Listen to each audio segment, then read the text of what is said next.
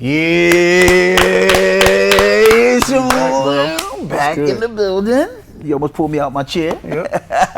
Welcome, Uncle Johnny and the Professor Podcast. Uncle Johnny, the Professor. Yep. And this is what we do. We rally up just to try to make a contribution by putting into the stream godly thoughts as we deal with the scriptures, as we deal with culture, as we deal with issues, both past, present, and even looking forward to the future.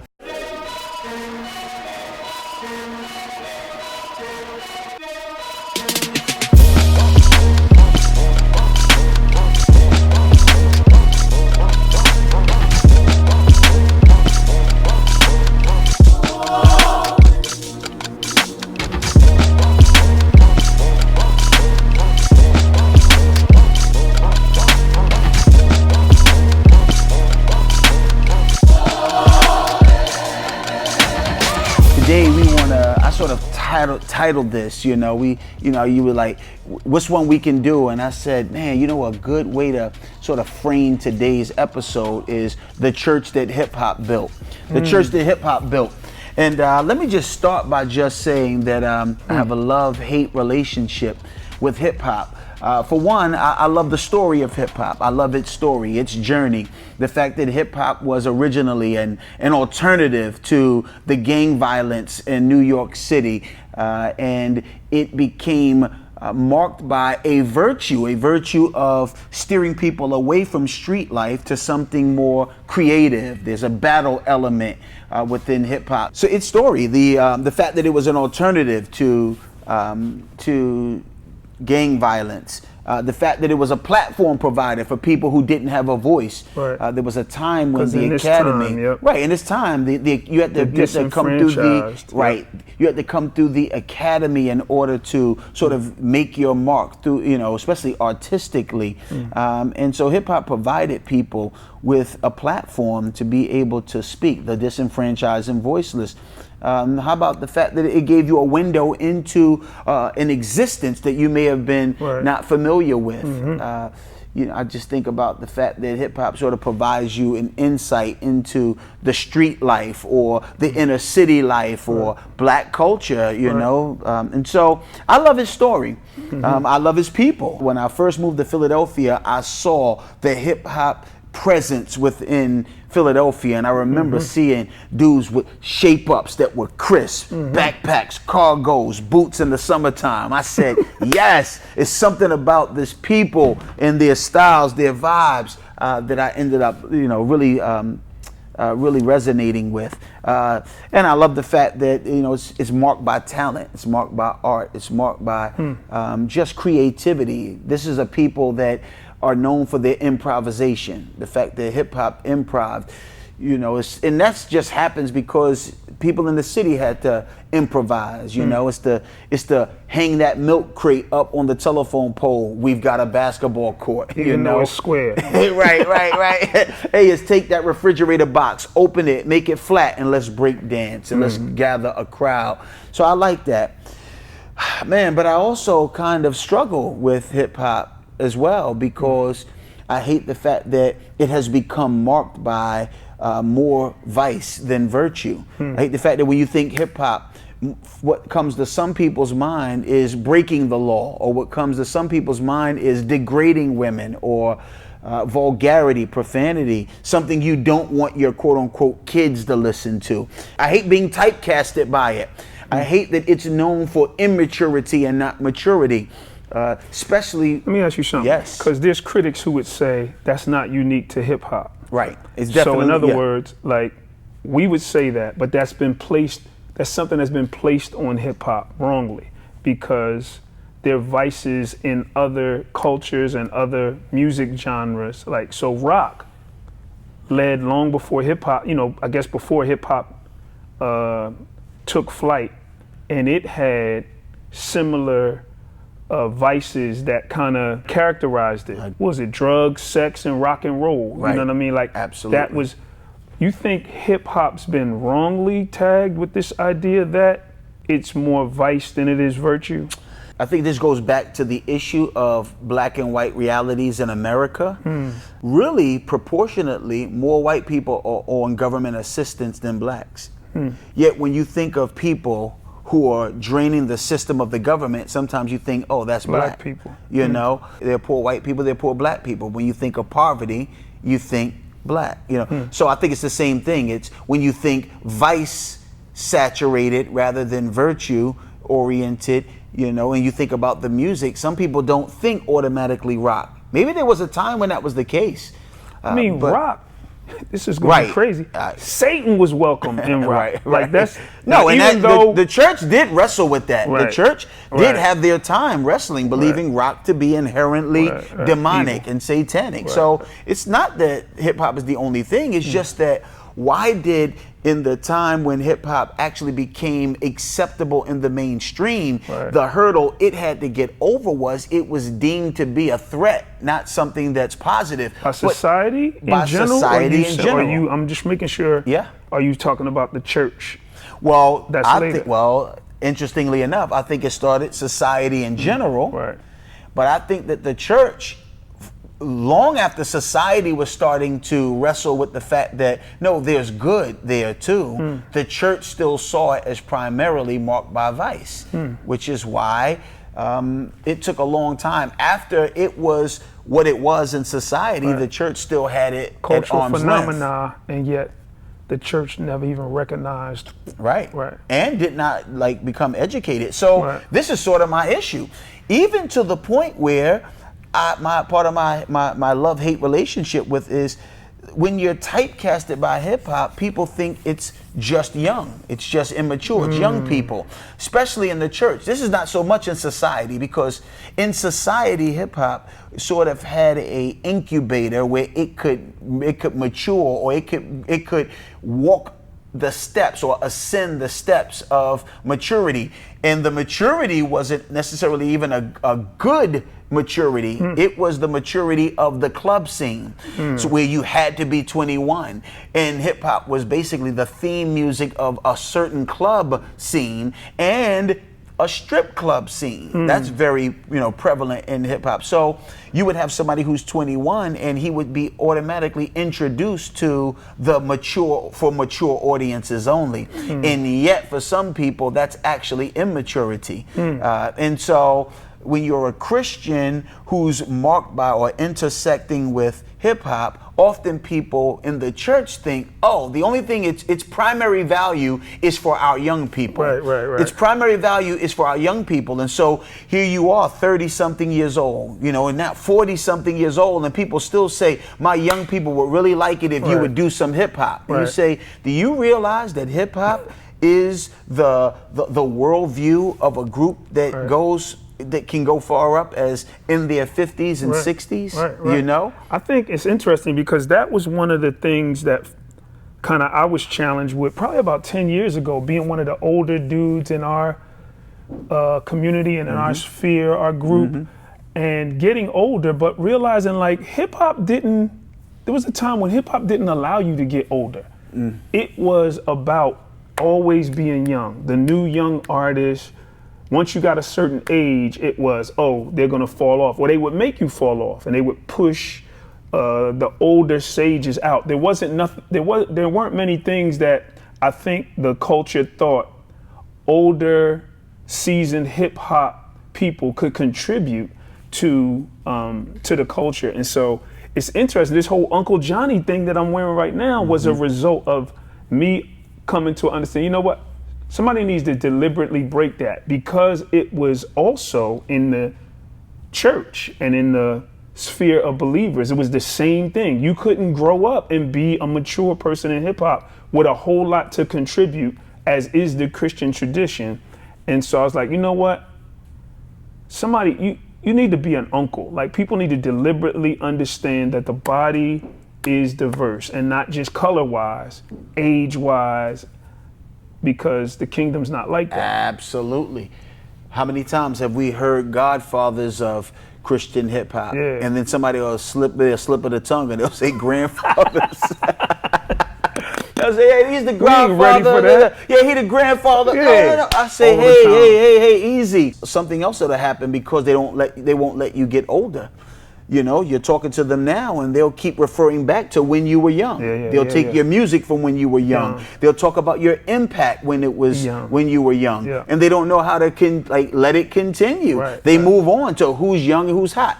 I think it was Jay-Z there's several things that I think Jay-Z was instrumental in doing, is wrestling with this idea when even hip hopers started betraying this notion that hip hop could mature. And that is, Jay-Z did the song 30's the New 20, I'm So Hot, right? And so he was pushing back to his critics that were like, move over. Is this the same one where he was like, put on a button up? No, but it's that same, he's the one that tried to mature it before, right? He said, change clothes, put on a suit, get it, long before that, put on a suit, get it, tape it up, right? He was the one that was trying to mature it, but he had to push back. But then secondly, I just remember him, just continuing to, make the mark that not only is 30 the new 20, but I don't be in the project hallway talking about how I'll be in the projects all day. That sounds stupid to me, right? He talked about getting off that. He says, I'm able to buy a nice watch and not necessarily it be always iced out, right? He says, I don't buy out the bar. I bought the night spot, basically. I've gone on to entrepreneurship, ownership. But I only say all of that because as we rally for this, I believe that what hip hop did was it actually introduced a fault line that divides generations, it divides cultures, and it even presents a fault line that divides ministry strategies and mindsets. And that's sort of what I want to talk about. I want to talk about this fault line that hip hop introduced, because I think we've never really acknowledged it. I think there are a lot of things that we took for granted, but it's almost in jeopardy of being viewed as a fad and that we've moved on. But no one ever really put the stakes in the ground to say, now let's not forget what we just said, what we just experienced here. I'm reminded of Ezra chapter 3, 11 and 13. You sort of mentioned the Haggai parallel to it in one of our other episodes, but remember, there were two generations that saw the same event, but they had two different responses because they were looking through two different worldviews.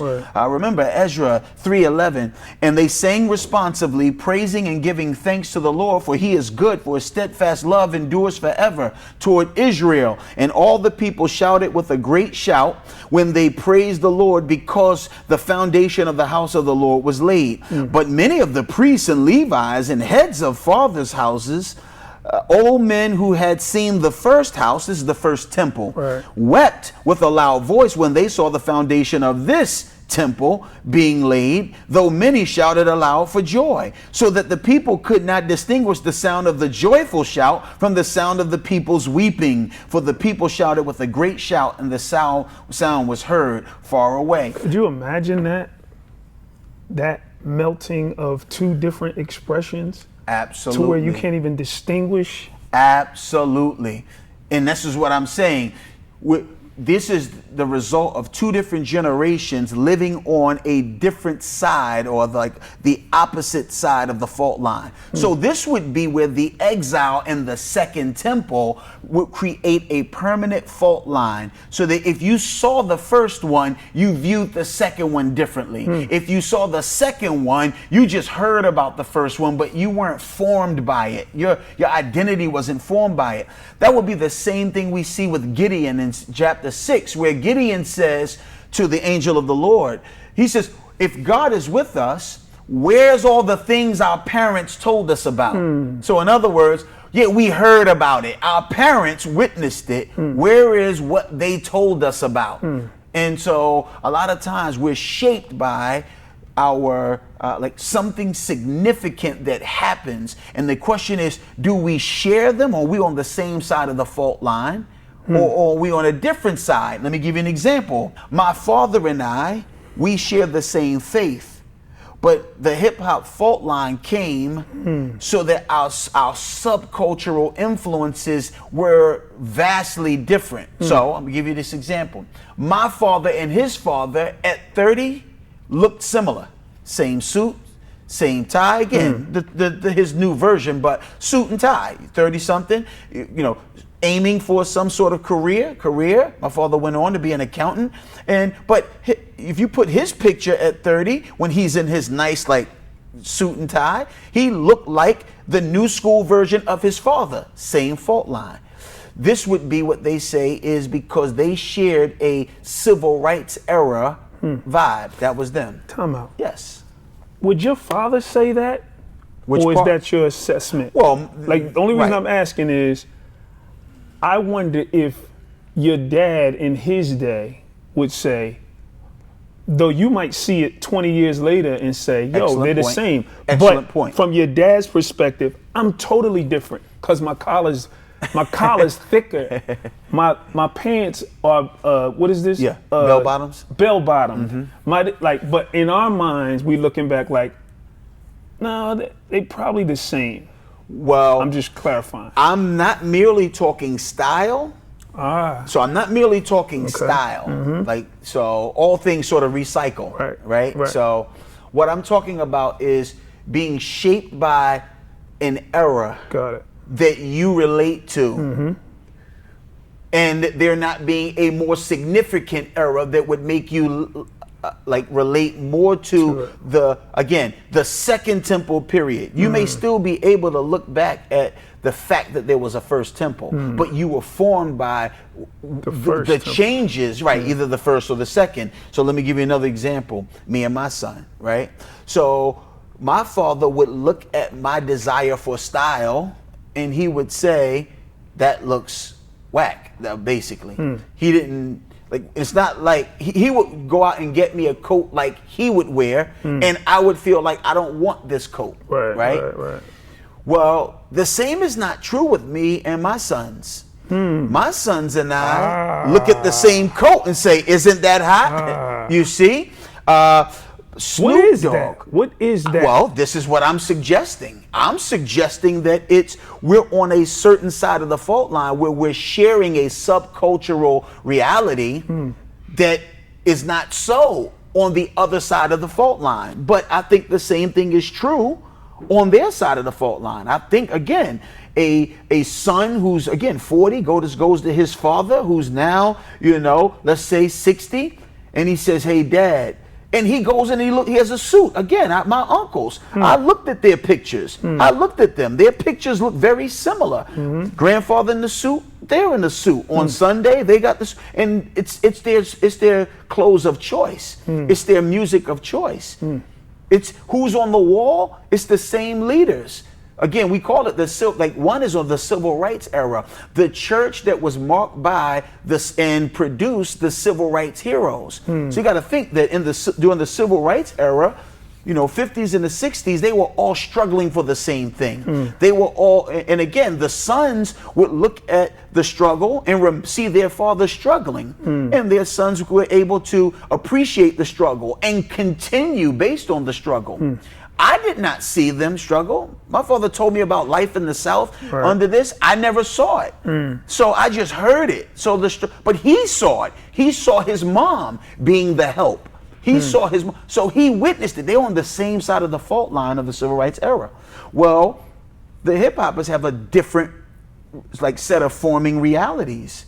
And so there was, if you remember, Bakari Kitwana wrote a book called Hip Hop Generation. And in this, he basically said that while the baby boomers, black baby boomers, were marked by the civil rights era, Gen Xers, as they were calling people, he says, we didn't like the term Gen Xers for us because we were more than just black Gen Xers. Something else happened to change us.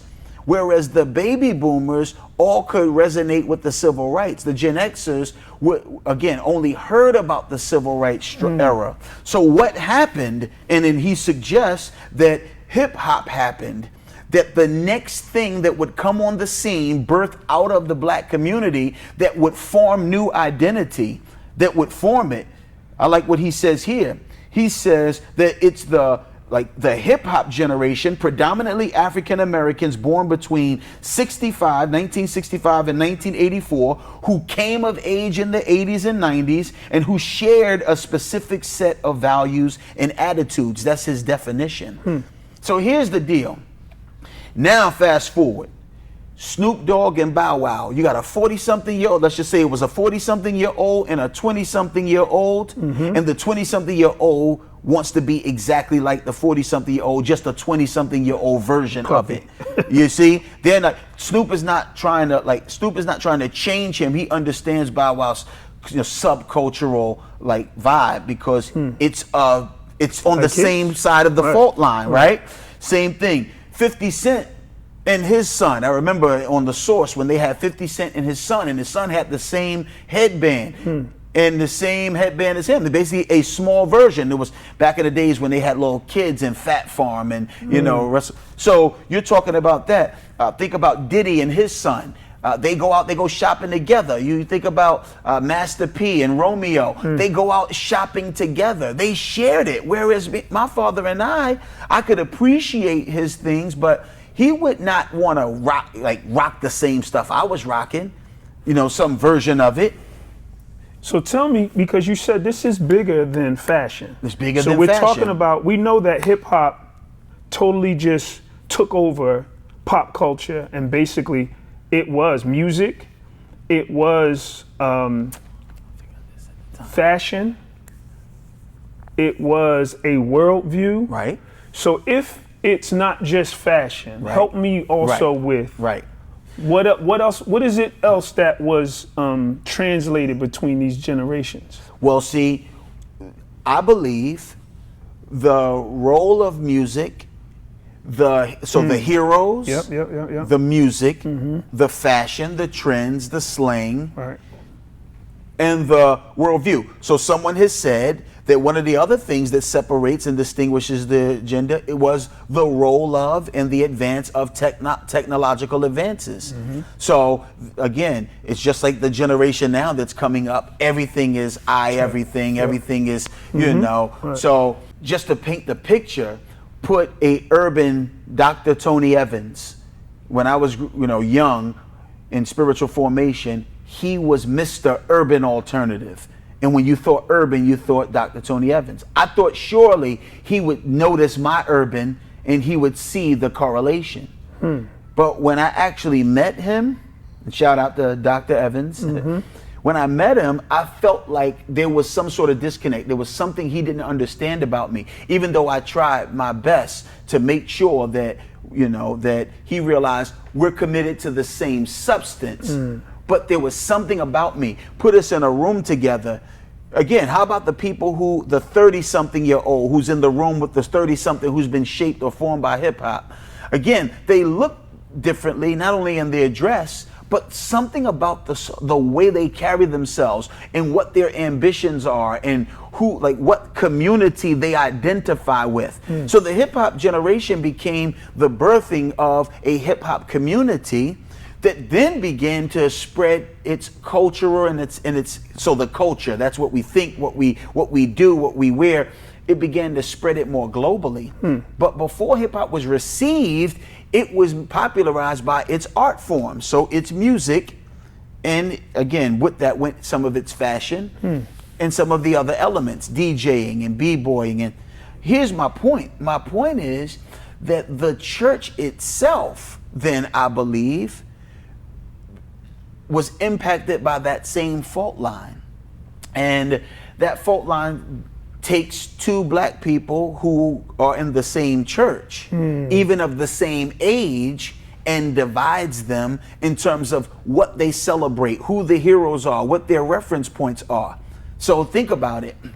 I know some people who their idea of the black church is the new school version of the civil rights era black. Suited, booted, ties, tradition, they welcome all the things that look like a new version of the same types of things you would see during the civil rights era. that's the way the pastoral image is the same way. Like their reference points for the church in its heyday, the black church in its heyday is the black church when it was fighting for civil rights and social justice. Even today, we're having a rebirth of the younger 40-something-year-old, 30-something-year-old who's talking about the church as though the church's heyday, like the black church is being the black church when it's being like the church during Martin Luther King Jr.'s day. And they're now starting to say, hey, we're the black church. And they're starting to suit up like that. They're starting to boot up like that. And they're starting to like just always refer back that far, because that's when you're talking black church. But in 2000, I started being shaped to think about black church under the leadership of people like us, people who had a natural hip hop style. I wasn't talking about rap. I wasn't talking about Timbs. I wasn't talking about do-rags. I was talking about allowing the same substance of the faith to shine through who I was. And hip hop was that distinguishing mark between another person who was 35, but who seemed more shaped by a different black context or black culture. Well, fast forward. So now when people say we want to basically contribute to the black church and we want to recommit to the black church, some of them mean the black church as a reintroduction of what was. But when they see sort of some of the contributions of the church that hip hop built, the church that is affected or changed by what hip hop does to the person, and then what that person then does when they form a people, I've noticed that we're almost going back in the day where we feel like the fault line, we can't understand each other the same. Even at my school, shout out to my school, Southeastern Baptist Theological Seminary, we have a Kingdom Diversity. We have a Kingdom Diversity department, and the Kingdom Diversity initiative there is responsible for making sure that we have an influx of non-whites, in addition to the fact that the school had been predominantly white. And what I notice is people feel like now we're cooking when it's a more traditional black presence. Again, I'm there, and they still sort of relate to me sometimes, primarily, and not the seminary itself, but many of the students and many of even the colleagues, they still relate to me sometimes like, you represent hip hop, not necessarily the black church. But why is it that I'm Christian, I'm for the church, and I'm all about shepherding within a church context, but they still think, when I think I think hip hop. And when they think about those who represent the black church, those are usually people who now have gone back to the suit and the tie, and the young guys, younger than me, suit, ties. Now we're talking, and then who they go out to get. When they go out, they bring hip hoppers in for hip hop. They bring people who've gone back to the civil rights sort of format of church when they want to bring in somebody for black church. Is that former, like that civil rights version of, is it more than, because you said a lot about suits and ties, is it more than that? Again, it's reference points in heroes. So it's going back to always referencing the church's efforts during the civil rights era as the blueprint for when you're talking black church. So it's the fight for social justice is the primary mark of the black church. But the story has continued. What has the black church done besides wrestle or struggle for a civil rights or a social justice?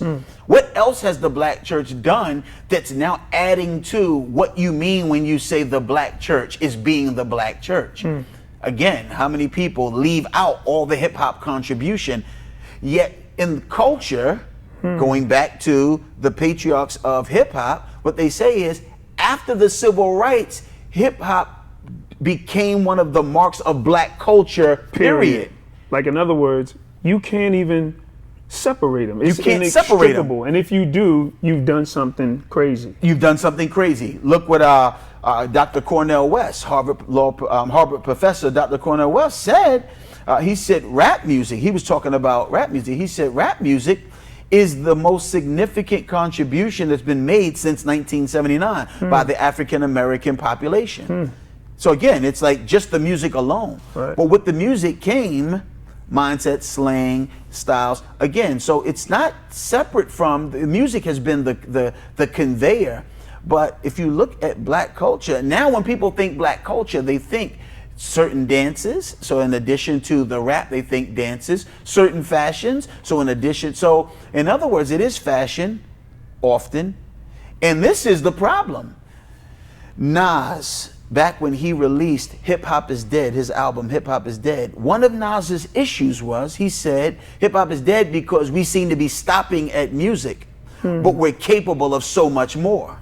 One of the things that the paper did was look at how the hip hop community was galvanized during the era of the Obama presidency. I was getting ready to say that. Like, right. So Obama owes, the first black president owes hip hop a lot. Like, right. I think many have said that wasn't even possible without making that connection. Right, because there were people who were completely disengaged from the voting process, right, that through hip hop turning them on and saying, right, you're coming of age and you can do more than just rap and dance, right, and give people, fancy trends. Right. How about taking responsibility for your communities? But rarely when you're within the church context, do people think if you're talking hip hop, are you talking church? They usually think you're talking just culture, art. It's been relegated to an aspect of black culture, art. But what I'm suggesting is that if you were born during a time where hip hop was the next thing, it created a fault line and you live on that side of the fault line, everything about even your church or your Christianity has had in some way, unless you kept being a throwback from the past, unless you kept going over the other fault line, because for you, that's where the black story climaxes and it's been all downhill. That's where we're most proud of. That's what we're most impressed with. That's what's most substantive. I'm suggesting that we bring us in. When we came in, we did not want to be typecasted as this is music. This is just music. This is just music. This is just for youth. This is for as long as we're cool and hip, and then we'll go on and be regular black Christians or pastors and mature. Right. No, this integration, I think, is still underdeveloped, because I think people have actually U-turned and going back to, again, referring to the heroes and the accomplishments of the civil rights eras as the blueprint for what we should be doing today, rather than recognizing that the black story continues and that the black narrative continues. Vaughn, wow, the skier. Wow, how do I not know her name? What city? Lindsey Vaughn. Lindsey Vaughn. Yeah. Skier, one of the greatest women skiers of all time. Lindsey Vaughn is retired. Again, she's young, but that's who was with Tiger? She was with Tiger for a minute, yeah. And but I just saw her do an interview, and they said, hey, you're being celebrated for having the most successful ski career. But she's so young, 30-something, right? She said, almost like she said, I don't even know how to handle like it being over. She said, so what do you want people to know? She said, I just want them to know that I was more than a skier. I just hope they know that I did more than ski, that I tried to bring consciousness to the sport, that I tried to use the sport as a platform for so many other things. In other words, she didn't want to be relegated to merely an athlete whose great accomplishments remained on the slopes. And I thought that was interesting, because how many of us want people to know that our Christianity and our contribution to the formation of church is not when we're imitating some preacher who looks like he is the new school version of Dr. Martin Luther King Jr. Or even when I'm some young, again, my contribution to the spiritual formation or the black church, keeping that narrative going, includes how hip hop has been integrated and is the tent through which you see the same old substance of a Dr. Evans, but a different tint through which it's shining. Right. The same old substance as a Willie Branch, in my case. The same old substance as the Kings. The same old substance as the Alexander Paynes, you know, Lemuel Haynes. We can go back and back to people who were just the men of their times, infused with the spiritual substance of their times. Right. What happened after the civil rights is hip hop came and it started affecting who we were culturally. Where can we see that? I know I'm sort of dominating the conversation. I go out a lot of times and I go to a lot of white churches, and I minister, part of the reconciliation piece. And so I'm always up in these white contexts, and they always are showing you that they've connected with like black culture. Do you know the only thing I ever run into in these white circles is them playing hip hop music? It's background music. It's not viewed as that's our theology. That's where we get our theology from. So all I thought of is, for many in a white context, they still use black culture's ability to entertain and tantalize their younger contingent, right?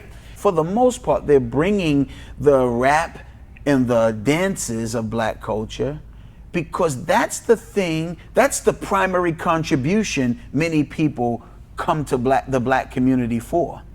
Again, athletics and entertainment. But intellectualism, or their intellect, is not necessarily as sought after. Well, the same thing is true, I believe, within the church context. I believe that it's very seldom that you go into these circles and the younger people who listen to the music also seek out the theological output apart from music and apart from merchandise like shirts.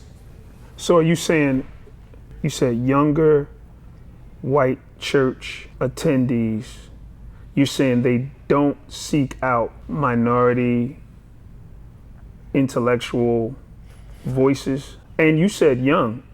My question would be, I don't know is it just young, because the leaders and the older are responsible for that? Or well, let me tell you why I make that slight delineation. Because there is a movement, at least recently, so now we're talking about 2015 forward, there is a movement where they're starting to seek out the black intellectual or seek out the black pastor or the black preacher. So the older generation is starting to, but they often feel like they have to find a needle in a haystack, like it's so few of you all. So often that's the lament is they have to scour the earth trying to find someone. So that's one issue.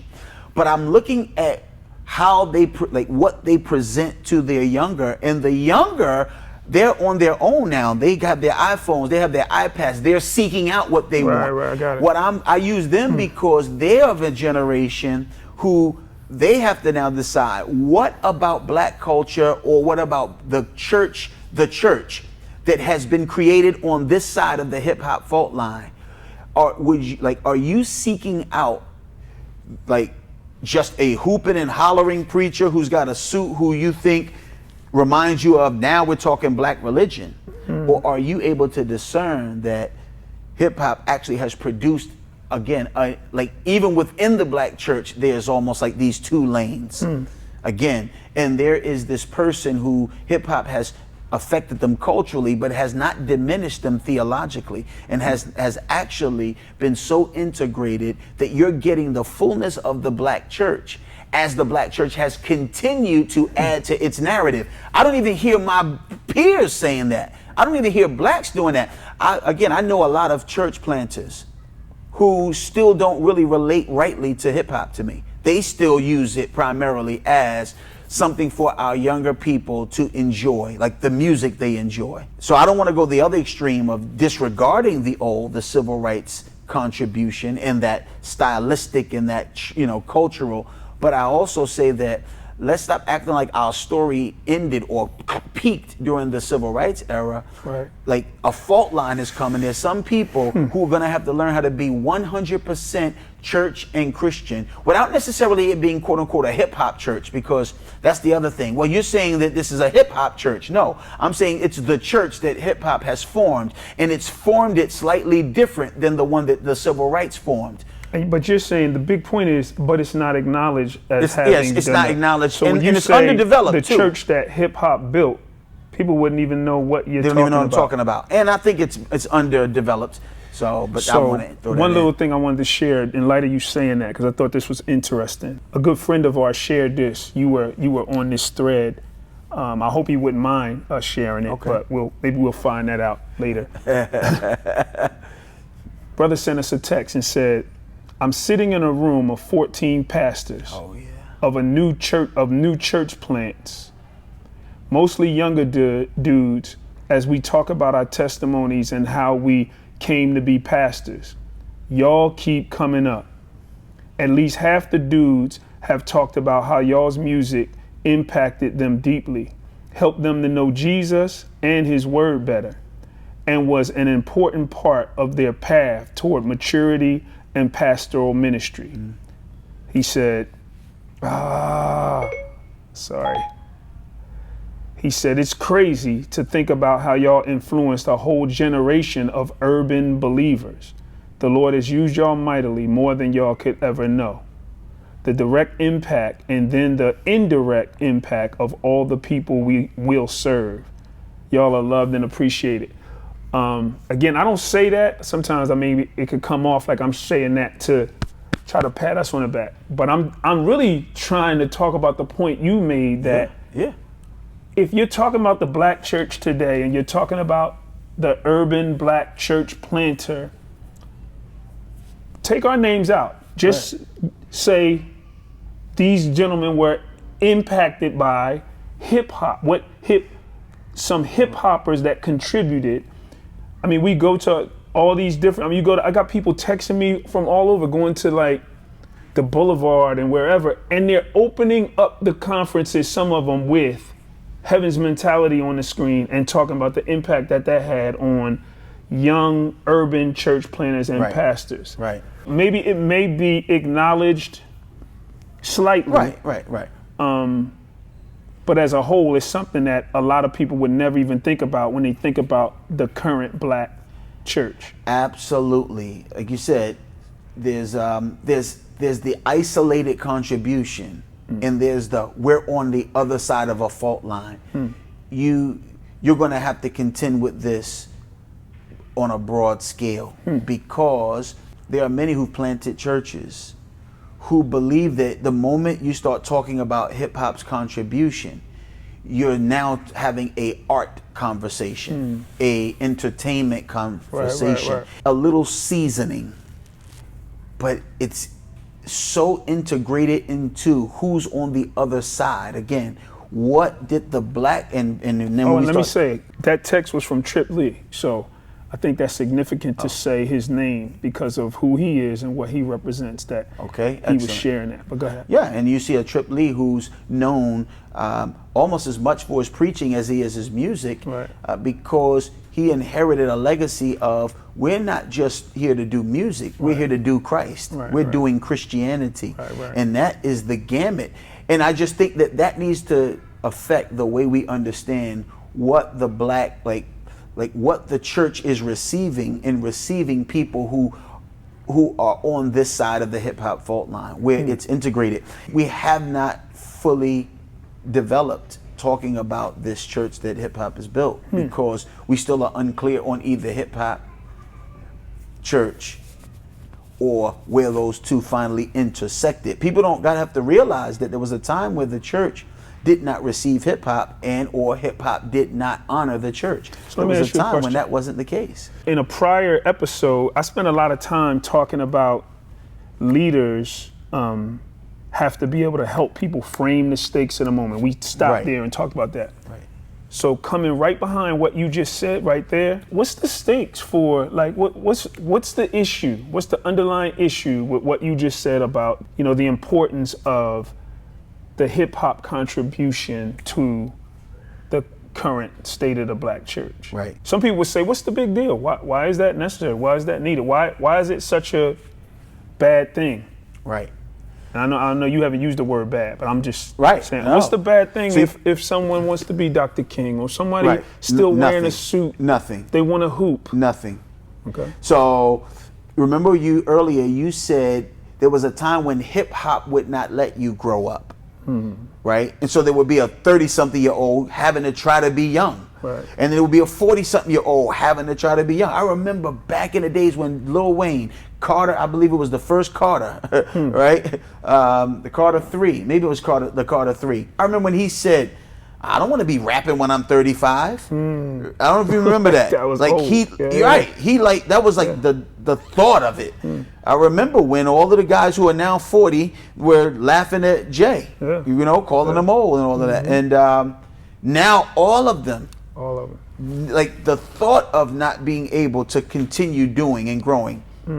So in other words, they were right. It used to be taboo. They wouldn't let you grow. They wouldn't let it mature. And then they wouldn't.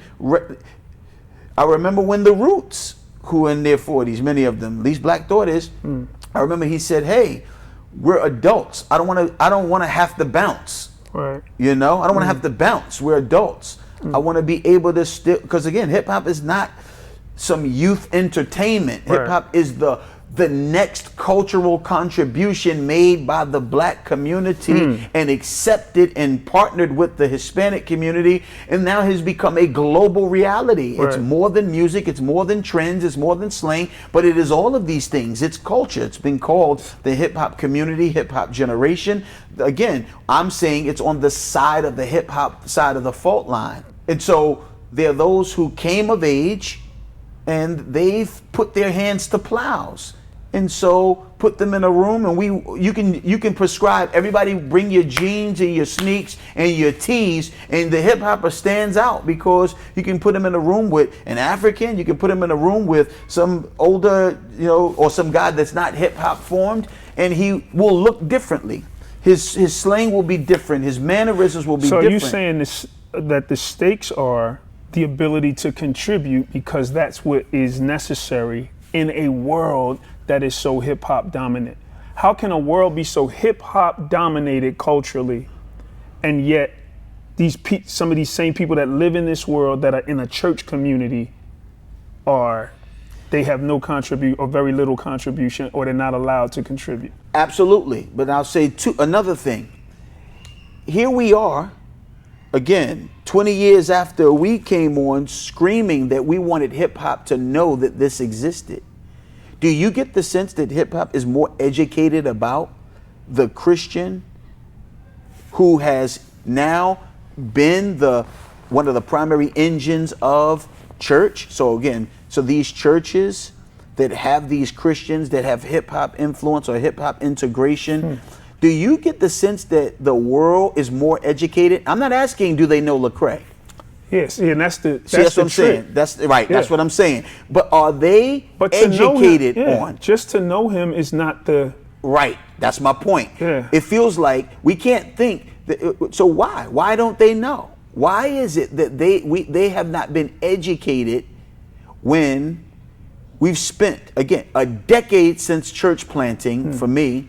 Before that, it was more than a decade of evangelizing, articulating the fundamentals, theology. Like through me, theology will come. Through these vessels, theology will come, not merely your testimony, praise God, and entertainment. Right. Well, we planted churches so that could be part of a movement where like the world that knows hip hop would also know these hip hoppers who've been redeemed, who do everything from put out albums to plant churches, and then who now live as the church. Right. So what I'm saying is the stake of the moment is let's get back to that demographic part of the hip hop generation, or on the hip hop side of the fault line. What does church look like when they get a hold of it, when they're not always merely trying to pull back what they believe is the black church's heyday, which is let's just do what the black church did in the civil rights era so we can feel like we're really being black church right now. And especially in a world that's not looking back like that. Right. You know or they're looking back and they're saying, we appreciate what that is, but that's not all of black culture. Right. That's an aspect of black history and black culture. Right. Contribution. I agree with you, man. I've been stuck on something lately. I'm like on this, I don't know, you may see it in the future, like this no nostalgia or never nostalgic. I want to almost start a movement where it's this idea that like, that's all we do now. Right. Especially, I'm saying the Christian, urban, or especially in CHH, Christian hip hop, basically has become comfortable with nostalgia. Right. All we do is look back to the day when. Right. I remember when that. Right. I remember, and we rejoice in it as we should, but never nostalgia. Let's do that stuff now. The same stuff I'm saying that I feel like we gave up. Exaltation of our Lord, proclamation of the gospel, and representation of the kingdom that we represent, new citizens. Why is that? I refuse to let those become points of nostalgia. The only time we talk about those is back then. Right. Remember when cross movement was, or remember when Christian hip hop used to? Right. Like, no, these don't need to be points of nostalgia. Right. Where's the current contribution to this now? And not just in CHH, because CHH is not the destination. Like you said, the church is God's plan. There's no plan B, and we're a part of it. Right. I hate this. Sometimes you get like, because we're kind of dinosaurs, but we're also like, we cut from something that sometimes people like, yo, that would be good to have in because it's needed, right? And I think God just designed that because he's the creator of it. Correct. But then there's this invitation sometimes for me. I don't know if you ever feel this. Come be with us. It would be great to have you come be with us. I'm like, no, I'm coming for inclusiveness. Like I'm coming so we can be together. Don't you understand? I'm not coming to be with, and so I'm just applying that to the hip hop sense. Like you just want a hip hopper to come be with you. Like it's like a prop. Like I know the generation has been, not just the generation, the world has been overwhelmed with this whole hip hop thing. And if I don't understand it, and I used to be an actor too in college, we would build a set. Like, so if we're doing a play, can't go out to the city and we're gonna stand up against the city and let people watch us from there. We're gonna build a prop. And then I'm gonna stand next to the city. And it's gonna almost feel like, if you're watching it and you do it well, it's gonna almost feel like you're in the city. Right. The problem is, it's not the city. It's not. Right. It's not animated. It's not. It's you standing up against it. And I'm saying sometimes that's what it seems like people want. They want to stand next to, but they don't want the real thing. You know what I mean? They don't want the real contribution, the real. Excellent. We're not props. Excellent. God didn't create hip hoppers to be props. Like he had something in mind. This God who creates such diversity. We see it in people. We see it in plants. We see it in animals. I keep seeing animals that I never even seen before. Like, man, there's more. You go to an aquarium or something, you see fish, you're like, what? I never seen nothing that looked like that. And it just speaks to the incredible creative powers of our Lord. Absolutely. Like, and in the same way, he's diverse in every way. He created even hip hoppers. Absolutely. Like, and sometimes we get mixed up. I don't know what you do with this, but I see people have a lot of dreams. I'm making disciples, and it's hard because dudes got dreams. Ladies got dreams and sometimes they wrongly, and I know there was some errors that probably helped ruin some stuff, but they think God exists to just fulfill dreams. And I heard something recently that rocked me. And here's the idea. God doesn't exist to fill all our dreams, dudes. Guess what? He's the dreamer and we're his dream. He had the very idea and concept of who you are. Now we strain to be all that he wants us to be, and in Christ we will be. But he's the dreamer and we're his dream, and he's created it all. He came up with the ideas of it all, and it is immense. It is diverse. And guess what? Hip hoppers are a part of that. Hip hop culture is a part of that. Yeah. You know what I mean? Like, this is a throwback. What you're saying, this is a throwback to how we started. And so we figured right now, we'd be almost like, again, we'd be almost 20 years in this, but the momentum got stunted. And so you're right. Everything you're saying, again, this I don't want people to think that we're being nostalgic, you know, because we're not. Yeah, we're not looking back. What we're saying I think is this is evidence. You can't move forward unless you remember that, because again, this is what we're saying. We're saying think this was part of the point. Is look, ain't no mics here, ain't no beats playing. Right. We doing a podcast. Right. Hip hoppers can even do that. And as other people do their podcasts and they talk about issues, it just I just pray that the leaders who are being looked to, because I know some people that have ascended in their leadership appeal, people want them. They seem to be, to me, devoid of this mindset. Like, they would agree if you started the convo, but they're not continuing, or they're not helping people to understand this convo.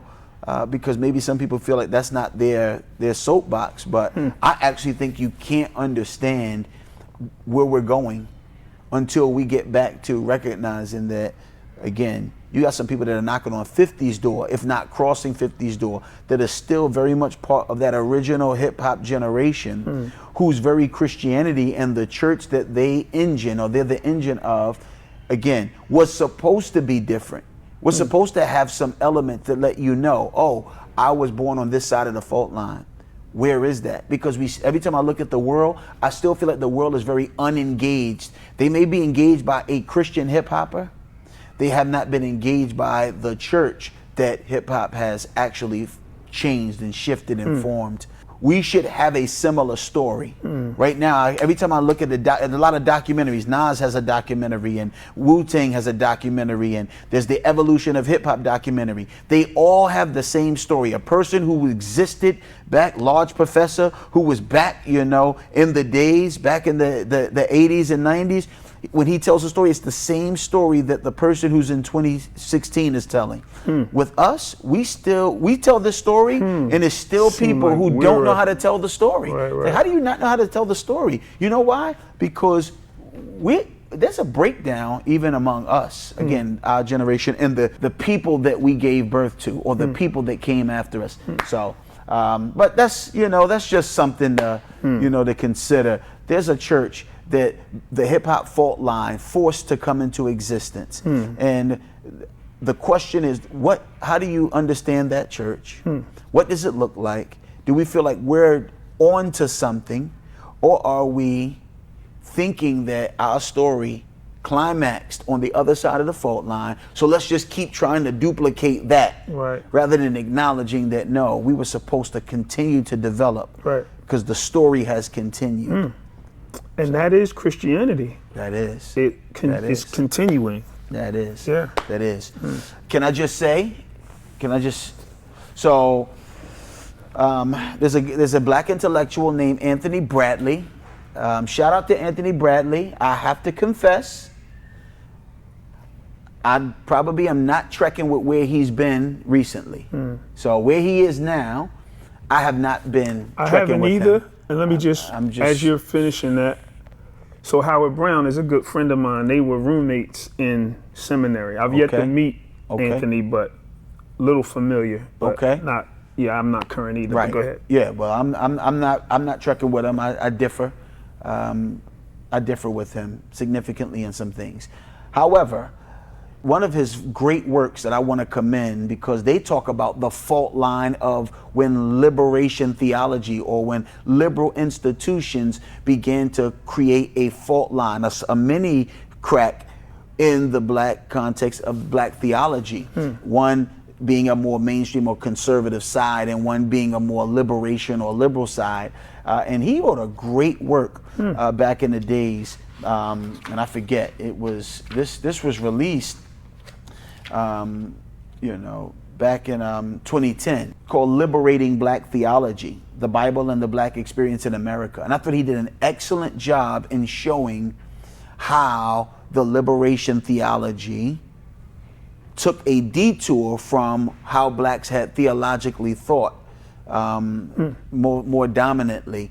And so I think this would be a good work as we talk about fault lines and what comes in and changes the trajectory and creates a whole new black experience or experience for the Christian. This would be a great resource. I want to just commend. I guess I'm waiting for my dissertation to be finished so I can talk about how the hip hop produced a fault line. So I'm actually working on that even now. So we're gonna see it. Looking forward. Yeah. You want to do the story? Oh, story. Story from the road. Story from the road. Yeah.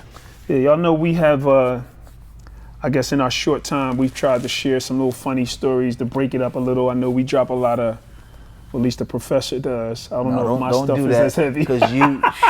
Don't do that. We drop a lot of heavy stuff, and sometimes we just want to laugh. I mean, that's who we are. Like a lot of people don't know, but silly and just love to laugh. So we've shared some stories before. I remember a time when I think we went to, what was Jake's thing called? MegaFest? MegaFest. Which was mega. And interesting, because I think I saw stuff there that I probably didn't see a lot at the time. I think Oprah was there, and I saw prominent preachers that were selling bobbleheads of themselves, and I was like, what in the world? But it was a pretty mega event, like at that time. I mean, that was pretty crazy. But I remember this young lady came up to us, and specifically me, and she said, my mom went to see y'all in Chicago. Oh my goodness, she was so excited. She heard that song, I Am That I Am, and she went home that night, went to sleep, and woke up and had all gold fillings in her mouth. And I sat there like, what? First of all, that she just basically was like, crazy. She God was dead used serious. I Am That I Am. God used the song I Am That I Am. Fillings. Wait, the first question is, if that was God, again, we can't question God. If he wanted to do the gold fillings, he would. But it's God's custom that when he's healing and fixing stuff, he would just make them whole teeth. Like, he did the imperfect thing and gave gold fillings. And quite often, that's just how we are. Like, we don't even value what God wants. We value what we value, because that would be more valuable to us. Wow. I don't even want whole teeth. Yeah, right. Give me gold. Gold. Give me gold. Give me gold. Right. Gold fillings. Right. Rather than make them whole. Like. Right. So that was just hilarious to me. Like, wow. So God did something extraordinary like that, but he gave you gold. And I just think this was an era when, it was just a lot of that going around, just like it was more about prosperity and coming up and getting a bag than it was, looking in the scriptures and seeing how God normally kind of operates. But I just thought that was hilarious. Right. Man. God bless that sister if she's out there and remembers that story. And I'm not dissing Mom, bless you too. And if the God of heaven did that, all glory to him. Amen. Amen. So we thank y'all for hanging out with us. We need your help. Please share this with anybody you think this would be beneficial to. Subscribe to our channel. Like it. Do all that you can to help spread this. We definitely look to partner with believers everywhere to have a similar impact. We're actually after an encore. At least I know I am. I believe his heart is too. We want to see a movement reimagined, maybe in some ways that maybe a little different than the movement that we talk often about, but having a similar effect. So we pray that you would be a part of that. We're not the movement. We're a part of it along with other believers. So help us with that. And so as is our tradition to go out with a Benny. Unto him who is able to use all types of contributions, diverse, specific and non-specific, to bring him glory, the one who is worthy of exaltation and proclamation and representation, and now, and not just nostalgic, be both glory, honor, dominion, and power, both now and forever. Amen. See y'all next time. Yeah.